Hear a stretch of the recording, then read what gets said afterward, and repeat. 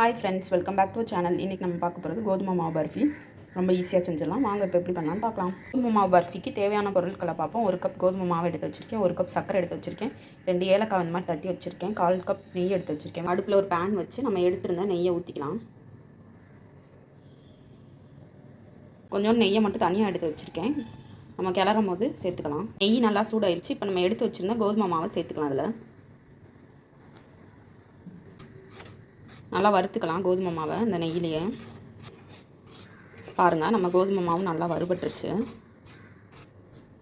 இப்போ இதை ஒரு பவுலில் ட்ரான்ஸ்ஃபர் பண்ணிக்கலாம். இப்போ இதே பேனில் நம்ம எடுத்து வச்சுருந்தா 1 கப் சர்க்கரையை சேர்த்துக்கலாம். இது மூழ்கிற அளவு தண்ணி ஊற்றிக்கலாம். பர்ஃபிக்கு ஒரு கம்பி பதம் வரணும், அது வரையும் நம்ம கொதிக்க வைக்கலாம்.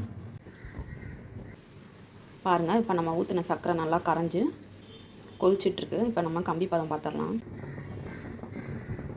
பாருங்கள், இந்த மாதிரி கம்பி பதம் வரணும். இப்போ நம்ம வறுத்து வச்சுருந்தா கோதுமையை சேர்த்துக்கலாம். இப்போ நம்ம எல்லாத்தையும் சேர்த்து மிக்ஸ் பண்ணி விட்டுக்கலாம். ஒரு கம்பி பதம் வந்ததுக்கப்புறம் தான் மிக்ஸ் பண்ணணும், இல்லாட்டி பர்ஃபி நல்லா வராது. கிளறி விட்டுக்கலாம். கட்டிகள் இல்லாமல் நல்லா கிளறிக்கலாம்.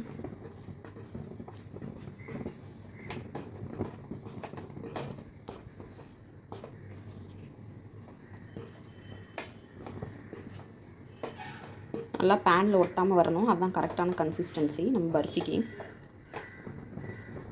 இப்போ நம்ம இதில் எடுத்து வச்சுருந்தா ஏலக்காவை சேர்த்துக்கலாம். நெய் ஊற்றி மிக்ஸ் பண்ணிக்கலாம்.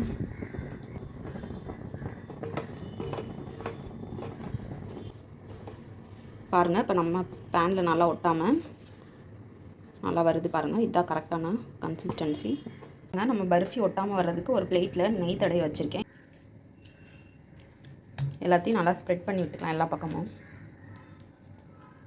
பாருங்கள், இப்போ பர்ஃபிக்கு எல்லாம் ஸ்ப்ரெட் பண்ணி விட்டாச்சு. இதை நட்ஸு சேர்த்துக்கலாம். இது ஆப்ஷனல் தான், உங்களுக்கு வேணும்னா சேர்த்துக்கலாம். பீஸ் போட்டுக்கலாம், ஏன்னா ஆறிடுச்சுன்னா பீஸ் போட வராது.